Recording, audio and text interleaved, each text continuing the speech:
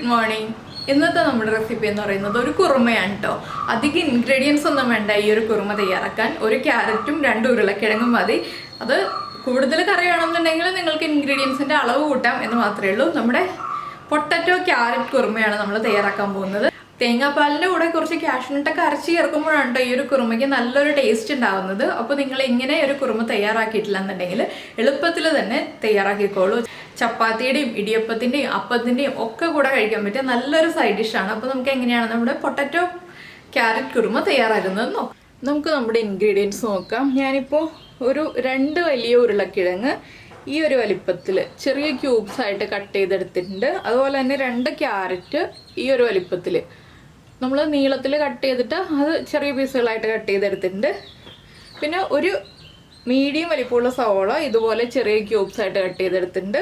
ഒരു ചെറിയ സവോള സ്ലൈസ് ചെയ്തെടുത്തിട്ടുണ്ട്. ഒരു പീസ് ഇഞ്ചി നീളത്തിൽ കട്ട് ചെയ്തെടുത്തിട്ടുണ്ട്. പിന്നെ നമ്മുടെ എരിവനുസരിച്ച് എടുക്കുക കേട്ടോ. പച്ചമുളക് ഞാനിപ്പോൾ അത്യാവശ്യം എരിവുള്ള 3 പച്ചമുളകാണ് എടുത്തത്. നിങ്ങളുടെ കയ്യിൽ എരിവ് കുറഞ്ഞ പച്ചമുളകാണെങ്കിൽ ഒരു 5 പച്ചമുളക് വരെ എടുക്കുക. നമ്മളിതിലേക്ക് മുളക് പൊടിയൊന്നും ചേർക്കുന്നില്ല, അതുകൊണ്ടാണ് 5 പച്ചമുളക് വരെ എടുക്കാമെന്ന് പറഞ്ഞത്. അപ്പോൾ ഇത്രയാണ് നമുക്ക് വെജിറ്റബിൾസ് വേണ്ടത്. പിന്നെ വേണ്ട കാര്യങ്ങൾ എന്തൊക്കെയാണെന്ന് വെച്ചാൽ ഒരു 8-10 കാഷ്നട്ട് ഞാൻ വെള്ളത്തിൽ സോക്ക് ചെയ്യാൻ ഇട്ടിട്ടുണ്ട്. ഒരു അരമണിക്കൂറൊക്കെ സോക്ക് ചെയ്താൽ മതി. ഒരുപാട് വെള്ളത്തിലല്ല, കുറച്ച് വെള്ളത്തിൽ. പിന്നെ തേങ്ങയുടെ 1/4 പാൽ എടുത്തു വെച്ചിട്ടുണ്ട്, 1/4 കപ്പ്. തേങ്ങയുടെ 2/2 പാൽ നമുക്ക് വെജിറ്റബിൾസ് കുക്ക് ചെയ്യാൻ വേണം. നമ്മൾ തേങ്ങയുടെ 2/2 പാലിലാണ് വെജിറ്റബിൾസ് കുക്ക് ചെയ്യേണ്ടത്, വെള്ളത്തിൽ വേവിക്കരുത്. പിന്നെ സ്പൈസസ് എടുത്തിട്ടുണ്ട്, ഒരു ബേ ലീഫ്, ഒരു വലിയ പീസ് പട്ട ഒന്ന് ചെറുതായിട്ട് ഒടിച്ചെടുത്തിട്ടുണ്ട്, 4 ഗ്രാമ്പു, 2 ഏലക്ക. പിന്നെ വേണ്ടത് പെരിഞ്ജീരകം പൊടിച്ചതാണ്. അത് നമുക്ക് ഈ തേങ്ങാപ്പാലിൽ മിക്സ് ചെയ്ത് വെക്കാനുള്ളതാണ്. അപ്പോൾ ഇത്രയും കാര്യങ്ങളാണ് നമുക്ക് ആവശ്യമുള്ളത്. ഇനി നമുക്ക് നമ്മുടെ വെജിറ്റബിൾസ് കുക്ക് ചെയ്യാൻ വയ്ക്കാം. വെജിറ്റബിൾസ് കുക്ക് ചെയ്യാൻ വയ്ക്കുമ്പോൾ 2 രീതിയിലാണ് നമ്മൾ കുക്ക് ചെയ്യുന്നത്. അപ്പോൾ ഞാനിപ്പോൾ ഒരു കുക്കർ എടുത്തിട്ടുണ്ട്. കുക്കറിലേക്ക് നമ്മൾ കട്ട് ചെയ്ത് വെച്ചിരിക്കുന്ന ഉരുളക്കിഴങ്ങ്, അതുപോലെ തന്നെ നമ്മൾ ക്യൂബ്സ് ആയിട്ട് കട്ട് ചെയ്ത് വെച്ചിരിക്കുന്ന സവോള, പിന്നെ പച്ചമുളക്, ക്യാരറ്റ്, ഇത്രയും ചേർത്തിട്ട് ഇതിലേക്ക് ഈ വെജിറ്റബിൾസിന് ആവശ്യമായ ഒരു 1/2 ടീസ്പൂൺ ഉപ്പും കൂടി ഞാൻ ചേർക്കുന്നുണ്ട്. പിന്നീട് നമുക്ക് ഉപ്പ് ചേർക്കാം. തേങ്ങയുടെ 2/2 പാലും കൂടി ചേർത്തിട്ട് നമുക്കൊന്ന് ഒരു 2 വിസിൽ വരുന്നത് വരെ വേവിച്ചെടുക്കാം. അപ്പോൾ ഇത് കുക്കാവുന്ന സമയത്ത് നമുക്ക് നമ്മുടെ കാഷ്യൂനട്ട് ഒന്ന് അരച്ചെടുക്കാം. ഇത്രയും കാര്യങ്ങളാണ് ഇപ്പോൾ ചെയ്യേണ്ടത്. ബാക്കിയുള്ള കാര്യങ്ങൾ നമുക്ക് കുക്കറിൻ്റെ വിസിൽ വന്നതിന് ശേഷം പറയാം. അപ്പോൾ നമ്മുടെ കുക്കറിൻ്റെ കംപ്ലീറ്റ് പ്രഷറൊക്കെ പോയി. ഇനി നമുക്ക് അടുത്ത പാൻ വെക്കാം. ഇപ്പോൾ നമ്മളൊരു പാൻ വെച്ചിട്ട് പാനിലേക്ക് വെളിച്ചെണ്ണ ഒഴിച്ചിട്ടുണ്ട്. വെളിച്ചെണ്ണയിലേക്ക് നമുക്ക് ആദ്യം ഒരു 1/4 ടീസ്പൂൺ പെരിഞ്ജീരകം ചേർക്കാം. പെരിഞ്ജീരകം നന്നായിട്ട് പൊട്ടി വരുമ്പോൾ നമ്മൾ ബാക്കി എടുത്ത് വെച്ചിരിക്കുന്ന സ്പൈസസ് ഉണ്ടല്ലോ, പട്ട, ഗ്രാമ്പു, ഏലക്ക, ബേ ലീഫ്, ഇതൊക്കെ ചേർത്ത് കൊടുക്കാം. ഇതൊന്ന് ചൂടായി വരട്ടെ. ഇതൊന്ന് ചൂടായി വരുമ്പോൾ തന്നെ നമ്മൾ കട്ട് ചെയ്ത് വെച്ചിരിക്കുന്ന ഇഞ്ചിയും ഇട്ടിട്ട് വീണ്ടും ചൂടായി വരുമ്പോൾ തന്നെ നമ്മൾ സ്ലൈസ് ചെയ്ത് വെച്ചിരിക്കുന്ന സവോള ഉണ്ടല്ലോ, ആ സവോളയും കൂടി ചേർത്ത് കൊടുക്കുക. ഇനി ഈ സവോള ഒന്ന് ചെറുതായിട്ട് കളർ ചേഞ്ച് ആയി വരുന്നത് വരെ നമ്മൾ ഇളക്കി കൊടുക്കണം. അതിനുശേഷമാണ് പൊടികളൊക്കെ ചേർക്കുന്നത്. അപ്പോൾ സവോളയുടെ കളറൊക്കെ ഒന്ന് മാറി വരട്ടെ.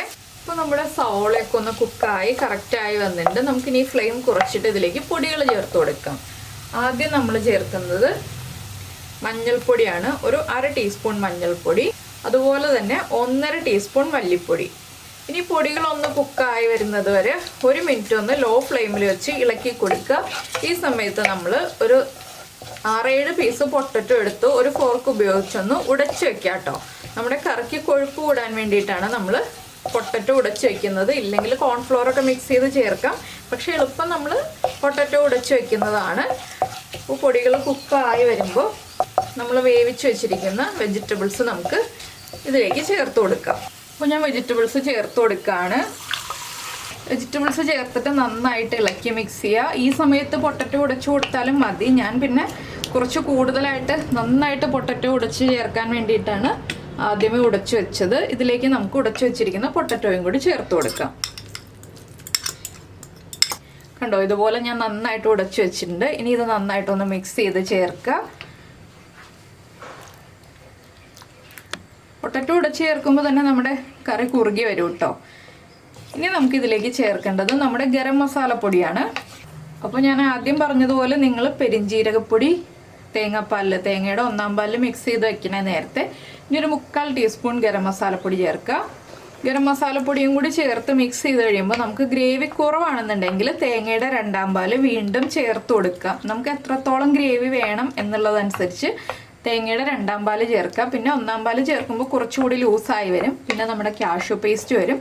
അതൊക്കെ അനുസരിച്ച് വേണം നമ്മുടെ ഗ്രേവിയുടെ അളവ് തീരുമാനിക്കാനായിട്ട്. ഞാനിപ്പോൾ കുറച്ച് ഒരു 1/2 കപ്പോളം 2ാം പാല് ചേർക്കുകയാണ്.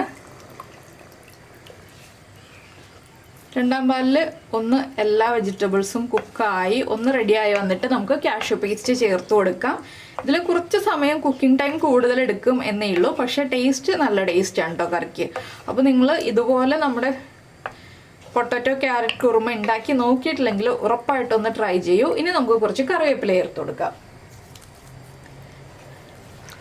കറിവേപ്പിലയുടെ ഫ്ലേവറൊക്കെ നമ്മുടെ കറിയിലേക്ക് പിടിക്കട്ടെ. ഒരു 2 മിനിറ്റ് ഒന്ന് തിളച്ച് കുറുകി വരട്ടെ. അതിനുശേഷം വേണം നമുക്ക് നമ്മുടെ കാഷ്യൂ പേസ്റ്റ് ആഡ് ചെയ്യാനായിട്ട്. അപ്പോൾ നമ്മുടെ കുറുമ നന്നായിട്ട് തിളച്ചുകൊണ്ടിരിക്കുകയാണ്. ഇതിലേക്ക് നമ്മൾ അരച്ചു വെച്ചിരിക്കുന്ന കാഷ്യൂ പേസ്റ്റ് ചേർത്ത് കൊടുക്കുക. ഒരുപാട് വെള്ളത്തിൽ കാഷ്യൂ പേസ്റ്റ് റെഡിയാക്കരുത് കേട്ടോ. നമ്മൾ ആ സോക്ക് ചെയ്ത വെള്ളത്തിൽ തന്നെയാണ് ഞാൻ അരച്ചെടുത്തിട്ടുള്ളത്. ഇനി കാഷ്യൂ പേസ്റ്റും ചേർന്ന് നന്നായിട്ടൊന്ന് കുക്കായി വരണം. ഒരു 3 മിനിറ്റും കൂടി ഒന്ന് കുക്കായി വരട്ടെ. അതിനുശേഷം നമുക്ക് തേങ്ങയുടെ 1ാം പാല് ചേർത്ത് കൊടുക്കാം. കാഷ്യൂ പേസ്റ്റ് ചേർത്ത് കഴിയുമ്പോൾ ശ്രദ്ധിച്ച് നിൽക്കുക, വേഗം കുറുകും. അതിനനുസരിച്ച് നമ്മൾ ഇടയ്ക്കൊന്ന് ഇളക്കി കൊടുക്കുക. ഉപ്പൊക്കെ ചെക്ക് ചെയ്യുക. ഉപ്പൊക്കെ കറക്റ്റ് ചെയ്തിട്ട് തേങ്ങയുടെ 1ാം പാല് ചേർത്ത് കഴിയുമ്പോൾ തിളയ്ക്കരുത്. അതിനനുസരിച്ച് നമ്മൾ വെയിറ്റ് ചെയ്ത് നിൽക്കണം. അപ്പോൾ കുറുകി തുടങ്ങുമ്പോൾ 3 മിനിറ്റ് ആകുമ്പോൾ വല്ലാതെ കുറുകി പോയിട്ടില്ലെന്നുണ്ടെങ്കിൽ കുഴപ്പമില്ല. വല്ലാതെ കുറുകി പോകുന്നതിന് മുന്നേ തന്നെ നിങ്ങൾ 1ാം പാല് ചേർത്ത് കൊടുക്കാം കേട്ടോ.